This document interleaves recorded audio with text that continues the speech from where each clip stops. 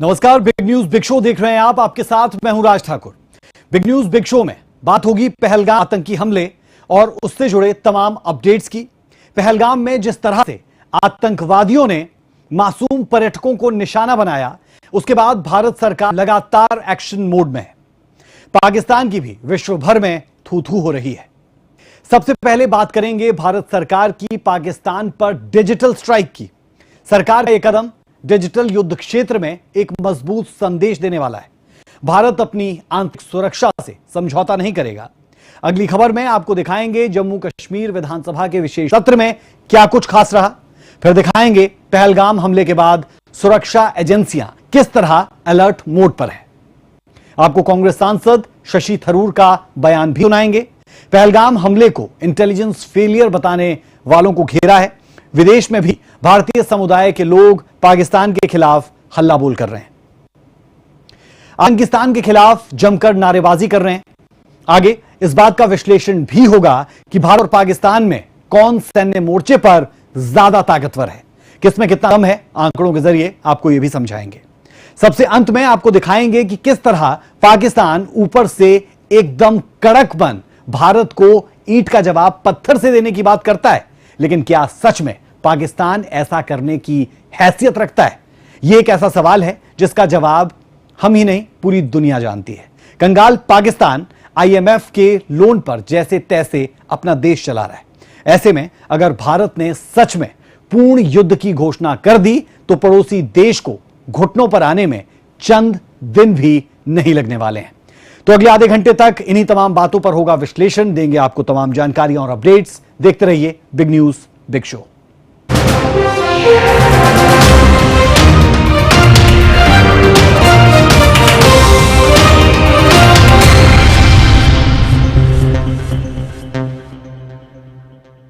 दुनिया भर में आतंकिस्तान के नाम से मशहूर पाकिस्तान पर भारत सरकार ने अब डिजिटल स्ट्राइक की है। पाकिस्तान के 16 यूट्यूब चैनल्स को भारत में बैन कर दिया गया है। सरकार का आरोप है कि ये सभी चैनल भारत के खिलाफ झूठी और भ्रामक खबरें चला रहे थे। वहीं रक्षा मंत्री राजनाथ सिंह और प्रधानमंत्री नरेंद्र मोदी के बीच काफी देर तक मंथन हुआ, जो इस बात की ओर इशारा करता है कि कुछ बड़ा होने वाला है।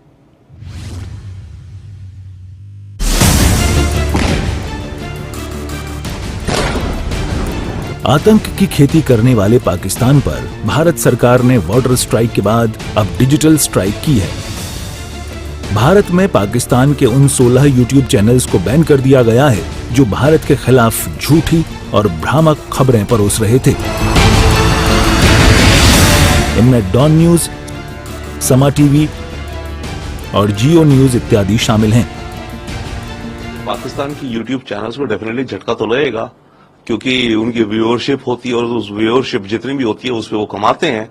तो अव्वल तो ये है, इन चैनल्स को, यूट्यूब चैनल्स जो हैं उनको इकोनॉमिक इम्पैक्ट होगा, राइट। दूसरा, पाकिस्तान रिवर्स में इंडिया की चैनल्स को भी बैन कर सकता है। ठीक है, करें। देखिए, इसमें टिट फॉर टैट चलेगा, बट हमें तो पहले अपना घर देखना है कि हमारे यहाँ पर ये जो चैनल्स हैं किस तरह के फेक इंफॉर्मेशन, फेक वीडियोस, क्या क्या आ सकते हैं, हम इमेजिन नहीं कर सकते। इस समय एक शायद चल रहा है जो दिखा रहा है कि इंडियन आर्मी अपील कर रही है इंडियन से कि आप पैसे दो इस जंग को लड़ने के लिए। शायद एक वीडियो वैसा भी चल रहा है पाकिस्तानी चैनल्स में कि भारतीय सेना के पास पैसे देने जा रहे हैं। तो इस तरह के खतरनाक प्रोपेगेंडा, भाई जिसको पूरा अंदाजा ना हो, बहुत ही खतरनाक हो सकते हैं हमारे देश के अंदर। तो उसको रोकना एब्सोल्युटली अनिवार्य है। पाकिस्तान के जहरीले फन को कुचलने के लिए भारत सरकार कुछ बड़े और निर्णायक कदम उठाने जा रही है, जिसके संकेत हाई लेवल बैठकों से मिल रहे हैं। रक्षा मंत्री राजनाथ सिंह ने पीएम मोदी से मुलाकात की है। करीब 40 मिनट तक चली इस बैठक को लेकर ऐसी आशंका जताई जा रही है कि इसमें पीएम मोदी को सीमा के हालात की जानकारी दी गई है। भारत सरकार के एक्शन से पाकिस्तानी फौज की बौखलाहट देखने को मिल रही है। एलओसी पर पाकिस्तान की ओर से लगातार सीज फायर वायलेशन हो रहा है, जिसका भारतीय सेना माकूल जवाब दे रही है। देखिए, पाकिस्तान के आर्मी चीफ ने टेंशन क्रिएट कर दिया है। हिंदू मुस्लिम डिवाइड के ऊपर टेंशन क्रिएट करके पहलगांव में उसने जो हादसा करवाया वो आपने देखा। उसके बाद जो उनके समर्थक हैं भारत में भी जो हैं, और वो भी ये भी कह रहे हैं नहीं, आप पाकिस्तान से बातचीत कर लो, मतलब वो टेंशन क्रिएट हो रहा है और वो उसको लग रहा है कि अब टेंशन पूरा नहीं हुआ है, अपनी पॉइंट को प्रूव करने के लिए अब वो ये भी कर रहा है, इधर भी अटैक करा रहा है, उधर भी अटैक करा रहा है। अभी अब जैसे आपने बोला फिर निरंतर चल रहा है गोलीबारी। तो ये पाकिस्तान जो है अपना पॉइंट प्रूव करना चाहता है कि हम इसको पूरा का पूरा हम भारत से डरते नहीं हैं, हम हिंदू नहीं हैं, हम हिंदू मुस्लिम डिवाइड करेंगे, कश्मीर हमारा है, ये सब कुछ मिला के एक ये पॉलिटिकल स्टैंड उसने बनाया है और उसके पास पावर है, वो करा सकता है और आतंकवाद को कराना, और वो शुरू से करा रहा है। इसमें हमारे को एक्चुअली कोई असमंजस या मतलब वो सरप्राइज क्यों हो रहा है? ये कब नहीं हो रहा था, ये कब रुका है? एक तरफ सेना ने बॉर्डर पर मोर्चा संभाल रखा है तो दूसरी ओर जम्मू कश्मीर पुलिस भी एक्शन मोड में है। घाटी में आतंकियों के 15 ठिकानों पर पुलिस ने रेड मारी है। जानकारी के मुताबिक जिन जगहों पर रेड डाली गई है उन सभी आतंकियों के लिंक पहलगाम हमले से जुड़े हैं। बता दें कि 22 अप्रैल को पहलगाम हमले में 26 टूरिस्ट की जान गई थी। इस हमले के बाद जम्मू कश्मीर में अब तक 10 आतंकवादियों के घरों को ब्लास्ट से उड़ा दिया गया है। ब्यूरो रिपोर्ट, सूर्या समाचार।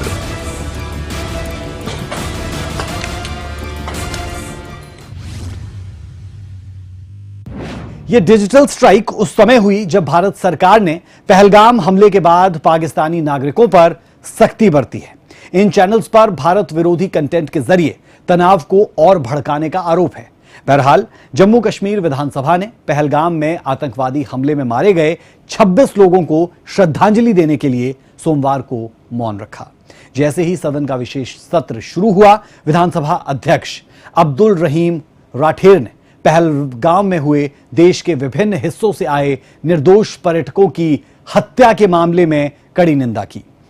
उप मुख्यमंत्री सुरेंद्र चौधरी ने सरकार की ओर से एक प्रस्ताव पेश किया जिसमें पर्यटकों पर हुए बर्बर और अमानवीय हमले को लेकर गहरा सदमा और दुख व्यक्त किया गया।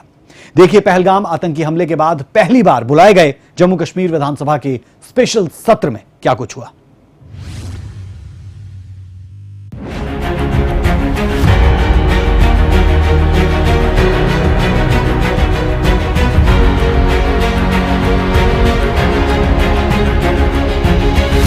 पहलगाम आतंकी हमले के बाद सोमवार को जम्मू कश्मीर विधानसभा का 1 दिवसीय विशेष सत्र बुलाया गया।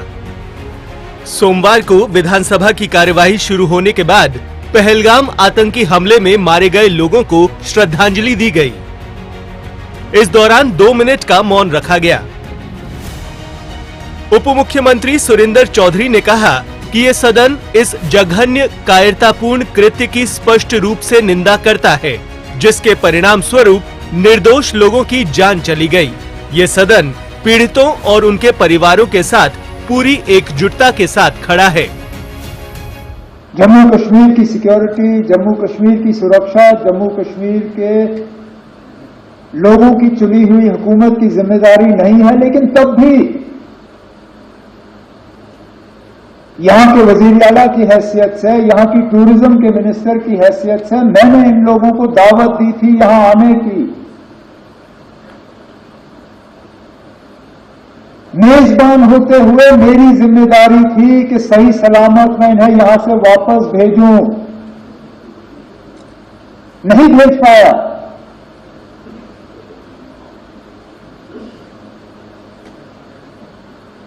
और माफी मांगने के अल्फाज नहीं थे।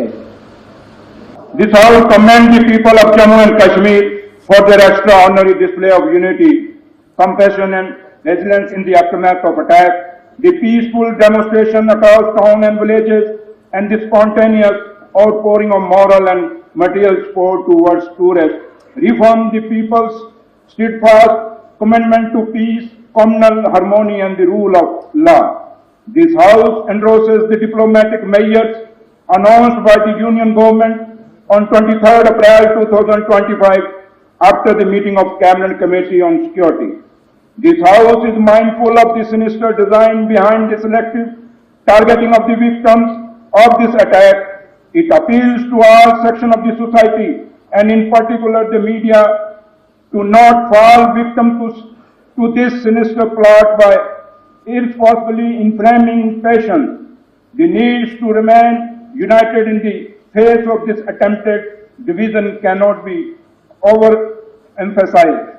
This House earnestly appeals to the governments of all states and union territories of India to ensure the safety, dignity and well-being of Kashmiri students. काबिले गौर है कि 22 अप्रैल को आतंकवादियों ने अनंतनाग जिले के पहलगाम के ऊपरी इलाकों में स्थित एक लोकप्रिय पर्यटन स्थल बैसरन में गोलीबारी की थी, जिसमें 26 लोग मारे गए, जिनमें से ज्यादातर दूसरे राज्यों से आए पर्यटक थे। सूर्या समाचार के लिए ब्यूरो रिपोर्ट।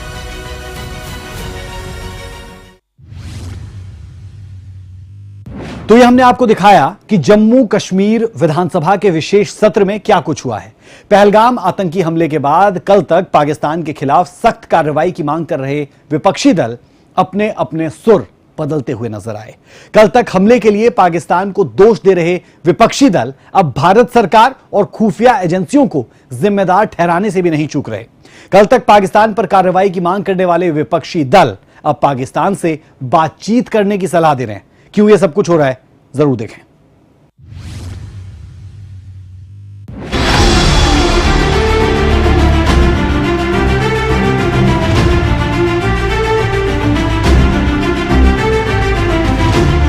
आतंकी हमले पर बवाल, कांग्रेस में दो फाड़।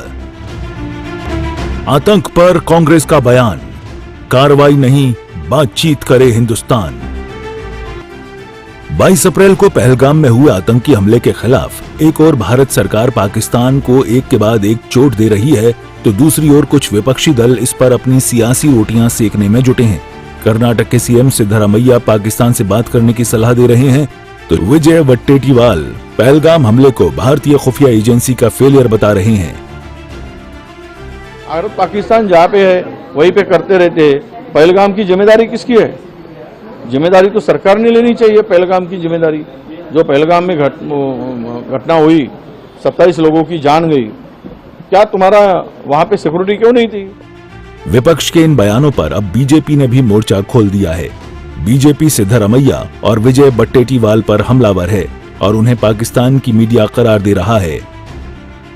कांग्रेस के नेताओं के सुर पूरे देश में वही हैं जो पाकिस्तान के अंदर उनकी सरकार के मंत्री और पाकिस्तान मीडिया की भाषा,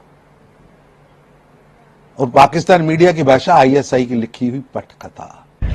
कांग्रेस के नेता एक के बाद एक पाकिस्तान को क्लीन चिट देने में एक कंपटीशन लगाए हुए हैं। अभी हमने देखा कि कर्नाटका कांग्रेस के नेता थिम्मापुर ने बोला कि हिंदुओं को चुन चुन कर नहीं मारा गया, धर्म नहीं पूछा गया। हमने देखा रॉबर्ट वाड्रा ने हिंदुत्व को दोष दिया था। अब विजय वट्टेटीवाल कांग्रेस के बड़े नेता जो एलओपी रहे हैं, वो कहते हैं कि सरकार जिम्मेदार है। पाकिस्तान क्या आतंकवादी धर्म जाति देखकर मारते हैं? बीजेपी तो बीजेपी, इधर कांग्रेस के अपने साथी ही उन पर हमलावर नजर आ रहे हैं, खासकर शशि थरूर, जिनके अनुसार किसी भी देश की खुफिया एजेंसियों के पास 100% सटीक जानकारी नहीं होती। Look, as far as intelligence failure is concerned, it's obvious that there was not foolproof intelligence. Obviously, there was some failure, but the question is whether the inevitable investigation that is required should be the priority now, or whether a credible response should be the priority now. In due course, there will have to be an investigation by the government, because it's the government's own responsibility to fix accountability and figure out what happened. इधर शशि थरूर ने देश का समर्थन किया, तो उधर कांग्रेस ने थरूर को ही बीजेपी का प्रवक्ता बता दिया।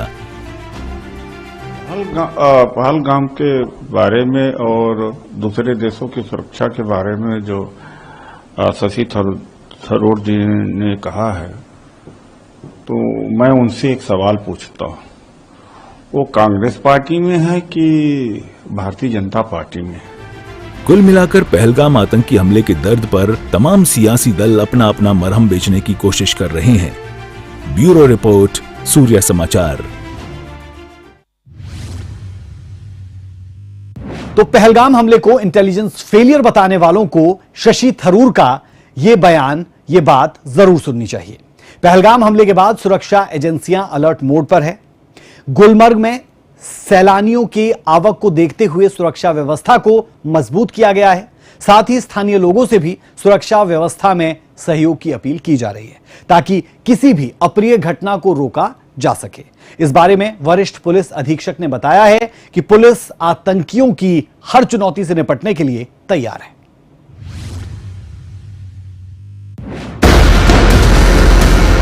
तैयारियां पीछे छूट गई यार, मौत ही केस मिल गई इनसे। अरे हम लोग फौज है, हम लोग बैठो बैठो, हम लोग फौज है, बैठो। पहलगाम में आतंकियों ने जिस निर्ममता से सैलानियों को मौत के घाट उतारा है, उससे देश और दुनिया में आतंक के खिलाफ आक्रोश है। हर कोई आतंक के खात्मे की दुआ कर रहा है और सरकार से अपील ये कि आतंक परस्त पाकिस्तान को उसी भाषा में जवाब दिया जाए। 22 अप्रैल को हुई इस घटना के बाद सरकार अपने स्तर पर कदम उठा रही है, लेकिन ऐसी घटना फिर ना हो, इसे लेकर स्थानीय पुलिस अलर्ट मोड पर है। गुलमर्ग में सैलानियों की सुरक्षा को देखते हुए एसएसपी ने सुरक्षा व्यवस्था का जायजा लिया। ऑल दी प्लेसेस जहाँ पे टूरिस्ट पर्यटक गुलमर्ग में आते हैं, we provide them security.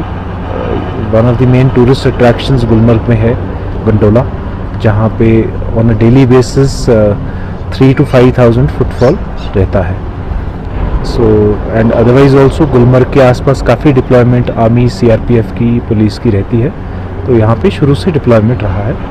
But nonetheless because of the heightened security concern हमने पूरा जायज़ा लिया है। जहाँ पे भी हमें अभी तक तो कोई सिक्योरिटी कंसर्न हमें नज़र नहीं आया है, but in case it does come over some time और we are informed of something, we will be taking care of all of those loopholes. Gulmarg में बड़ी संख्या में सैलानी पहुंचते हैं, लिहाजा किसी भी अप्रिय घटना से निपटने के लिए अग्निशमन सेवा, बिजली आपूर्ति और अन्य महत्वपूर्ण बुनियादी ढांचे को अलर्ट मोड पर रखा गया है ताकि किसी भी आपात स्थिति को समय रहते कंट्रोल किया जा सके। क्राउड मैनेजमेंट इश्यूज ने फायर का भी देखा, इन केस कहीं और इमरजेंसी हो जाती है, लेट अस से कहीं पे आग लग जाती है, तो उसके लिए हम क्या क्या कंटिंजेंसीज कर सकते हैं। कुछ चीज़ें जैसे अगर पावर शट ऑफ हो जाती है, then we need to rescue people from the gondola itself. अगर ज़्यादा देर हो जाती है, उसमें कोई मेडिकल इमरजेंसी हो जाती है, so what all skill sets we need to give to our personal, उस सभी का जायज़ा लिया है। मोर और लेस इट इज़ सेटिस्फैक्ट्री। सारी फोर्सेस तैनात हैं, RR, Indian army, CRPF, JK police, and हमें इसमें पूरे सारे लोकल अथॉरिटीज़ का भी पूरा ताउन। प्रशासन की ओर से सैलानियों को भरोसा दिलाया जा रहा है कि किसी भी तरह से पैनिक होने की जरूरत नहीं है। पुलिस प्रशासन हमेशा आपकी सुरक्षा सेवा में तैनात है। ब्यूरो रिपोर्ट, सूर्य समाचार।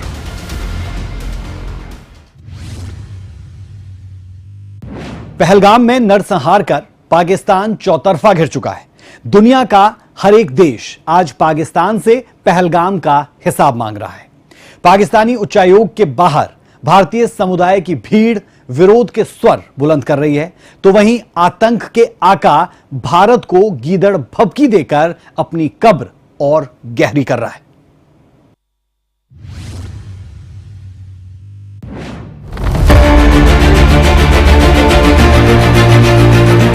इंडिया टू लंदन, होगा आतंक का अंत। गुस्से का उबाल, पाकिस्तान पर पेरिस से प्रहार। वॉशिंगटन डीसी में भारतीयों की पुकार, आतंकिस्तान का करो फाइनल उपचार। पहलगाम हमले के बाद पाकिस्तान एक बार फिर आतंक की यूनिवर्सिटी साबित हो चुका है। देश गुस्से में है, कार्रवाई की मांग कर रहा है और पीएम मोदी पाकिस्तान को सजा देने का ऐलान पहले ही कर चुके हैं।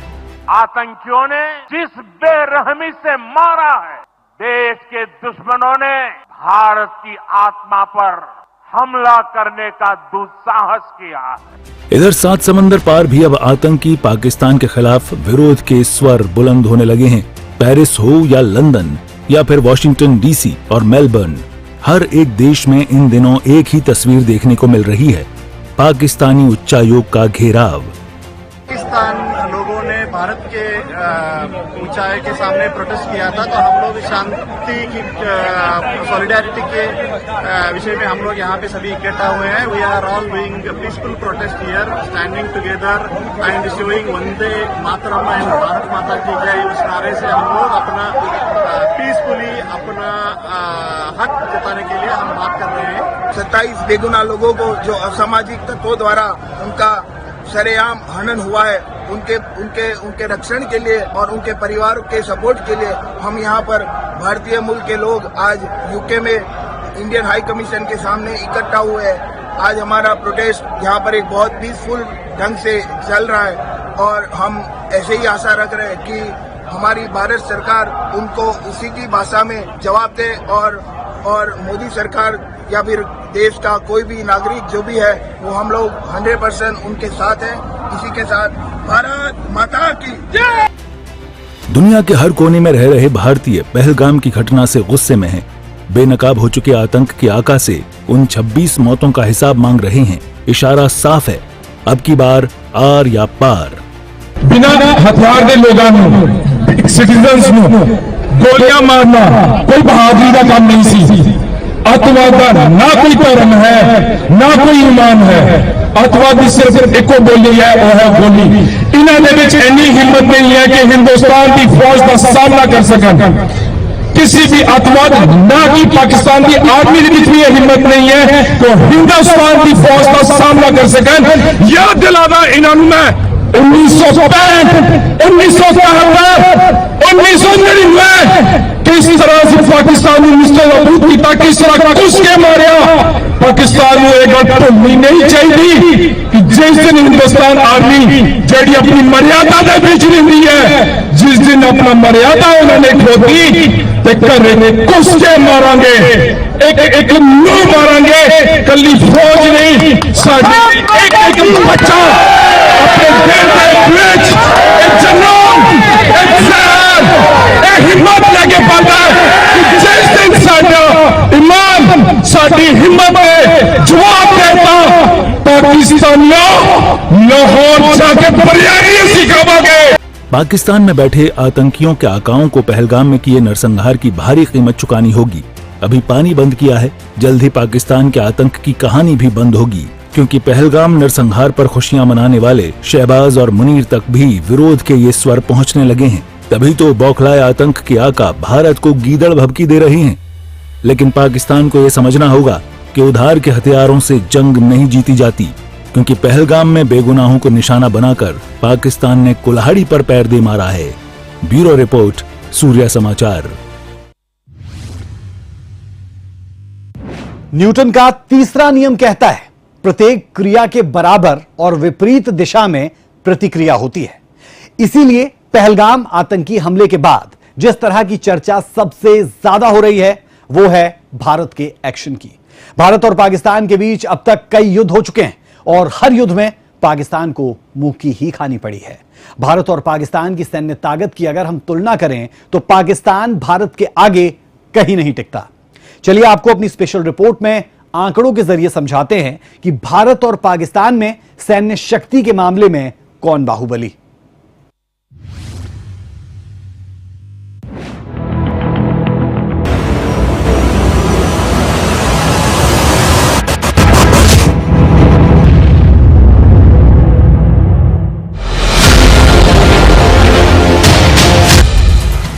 पहलगाम में आतंकी हमले के बाद भारत और पाकिस्तान के रिश्तों में तनाव बढ़ गया है। दोनों देशों की तरफ से उठाए जा रहे कदमों से ये सवाल उठने लगा है कि पहलगाम के बाद अब क्या होगा। सबसे अहम बात यह है कि दोनों ही देश परमाणु हथियारों से संपन्न हैं, लेकिन भारत को लगभग हर क्षेत्र में बढ़त हासिल है। भारत के पास अधिक सैनिक एडवांस जेट और मिसाइलें, बेहतर उपकरण के अलावा एक बड़ी नौसेना भी है। तनाव के बढ़ने पर भारत को बहुस्तरीय रक्षा क्षमताएं, उसको हवा, जमीन के अलावा समुद्र में भी लाभ मिलेगा। इस मामले में ग्लोबल फायर पावर 2025 की रिपोर्ट सारी कहानी बयां कर रही है। इस रिपोर्ट के मुताबिक 145 देशों के मिलिट्री पावर की लिस्ट में भारत दुनिया में चौथे स्थान पर है, जबकि पाकिस्तान 12वें नंबर पर है। इसके पीछे की कई बड़ी वजहें भी हैं। परमाणु हथियार की बात करें तो भारत के पास 172 और पाकिस्तान के पास 170 हैं।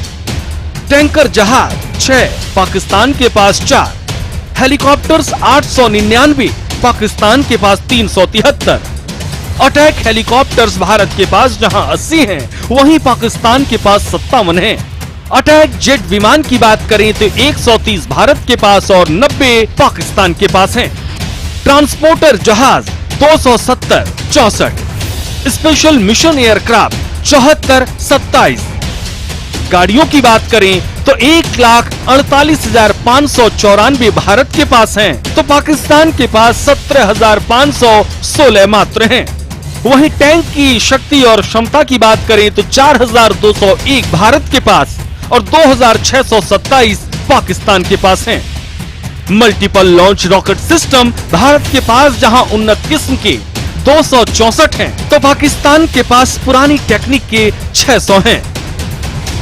एयरक्राफ्ट कैरियर की बात करें तो भारत के पास शानदार 2 और पाकिस्तान के पास 1 भी नहीं है।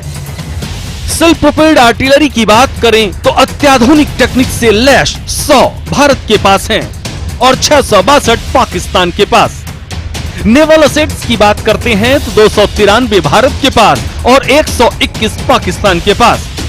जबकि डिस्ट्रॉयर की बात करें तो 13 भारत के पास हैं और 9 पाकिस्तान के पास।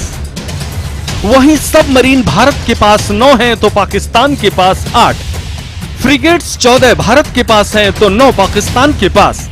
कार्बेट्स 18 भारत के पास हैं तो 9 पाकिस्तान के पास। पेट्रोलिंग वेसल्स भारत के पास 135 हैं तो पाकिस्तान के पास 69।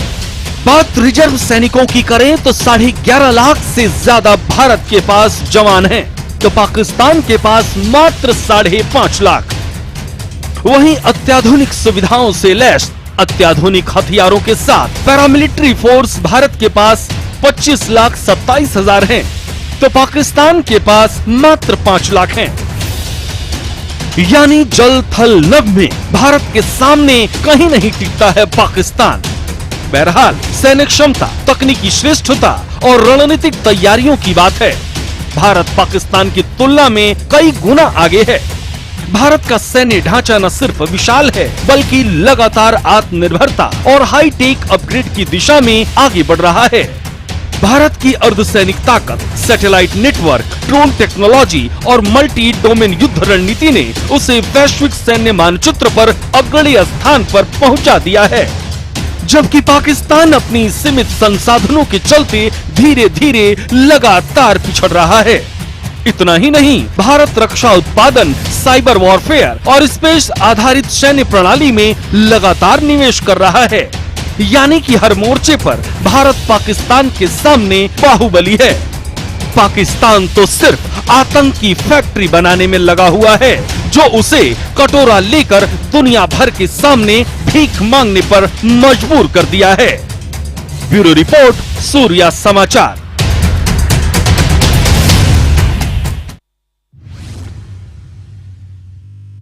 भारत के सिंधु जल संधि पर फैसले से आतंकी मुल्क पाकिस्तान बौखला चुका है। भारत ने कूटनीतिक चाल चलते हुए आतंकिस्तान की कमजोर नब्ज दबा ली है, जिसके बाद से ही पूरे पाकिस्तान में हाहाकार मची है। पाकिस्तानी नेता लगातार भारत को परमाणु हमले की धमकी दे रहे हैं, जिसका माकूल जवाब भी दिया जा रहा है। सवाल उठता है कि दुनिया भर में कटोरा लेकर भीख मांगने वाले मुल्क की हैसियत ये कि वो परमाणु हमले की धमकी दे सके, क्योंकि खाने के लिए दाने तक पाकिस्तान के पास नहीं है।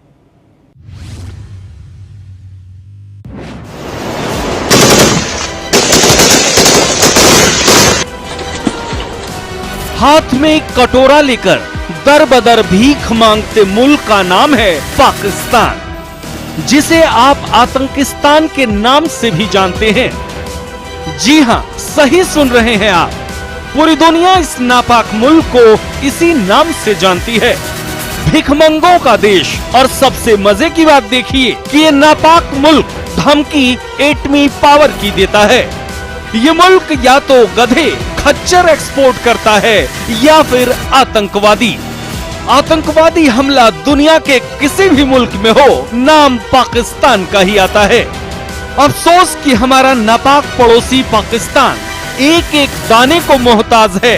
इस मुल्क में 600 रुपए किलो आटा बिकता है और ये हमें गीदड़ भभकी देते हुए खून बहाने की बात करता है। ये है जनाब हनीफ अब्बासी, जो पाकिस्तान के मंत्री हैं, जिनको परमाणु की स्पेलिंग भले ही न मालूम हो, लेकिन सिंधु जल संधि के निलंबित होने पर इन्होंने परमाणु युद्ध की बात कही। तो वहीं पाकिस्तान पीपुल्स पार्टी के बिलावल भुट्टो जरदारी ने भी धमकी भरे लहजे में यहाँ तक कह दिया कि या तो सिंधु में पानी बहेगा या फिर भारतीयों का खून बहेगा। उन्होंने कह दिया ना कि अगर हमारा पानी बंद करेंगे तो फिर जंग के लिए तैयार हो जाएं। ये जो गौरी, शाहीन, गजनवी, ये चौकों में सजाने के लिए नहीं हमने रखे हुए, ये हमने हिंदुस्तान के लिए रखे हैं। बाबा, ये जो 130 एटॉमिक हमारे पास वेपन है, वो हमने सिर्फ मॉडल बनाने के लिए नहीं रखे हुए, और आपको पता ही नहीं कि हमने पाकिस्तान के किस किस हिस्से में रखे हुए हैं। ये दुनिया भी जानती है, आप भी जानते हैं। आपने बड़ी दफा कोशिश की, लेकिन जब आपको पता चला कि हमारे शाहीन जो है फिजाओं में आ गए हैं, तो आप भाग गए। तो इसलिए मैं दोबारा दोहराने लगा हूं, ये जो बैलिस्टिक मिसाइल है, ये जो क्रूज मिसाइल है, ये जो शाहीन है, गौरी है, ये मैं फिर दोहराने लगा हूं, ये हमारे चौकों में नहीं है, ये हमारे बिल्कुल आप इनका रुख आपकी तरफ है। मोदी ने और उनकी हुकूमत ने ऐलान किया कि अब वो ये मुआहिदा नहीं मानते, और मैं सखर में इसी सिंधु दरिया के साथ खड़े होके भारत को कहना चाहूंगा कि सिंधु हमारा है और सिंधु हमारा रहेगा। या इस दरिया से हमारा पानी बहेगा या उनका खून बहेगा। अब इनकी औकात और हैसियत और डर का अंदाजा आप इसी बात से लगा सकते हैं कि पाकिस्तान का आर्मी चीफ नहीं, असीम मुनीर और बिलावल भुट्टो ने अपने परिवार को युद्ध के डर से और भारत के गुस्से का अंदाजा भांपते हुए पहले ही पाकिस्तान से बाहर भेज दिया। अब इसी बात से आप इनकी हिम्मत का अंदाजा लगा सकते हैं। दरअसल कश्मीर के पहलगाम में 22 अप्रैल को हुए आतंकी हमले के बाद भारत ने पाकिस्तान के खिलाफ जो कदम उठाए हैं और लगातार उठा रहे हैं, उससे पाकिस्तान में उबाल देखने को मिल रहा है। सिंधु जल संधि को निलंबित करने से पाकिस्तान जैसे पागल हो गया है, यानी भारत लगातार आर्थिक और मनोवैज्ञानिक तरीके से पाकिस्तान को मार रहा है और आने वाले समय में कुछ बड़ा नहीं, बहुत बड़ा करने की तैयारी में है।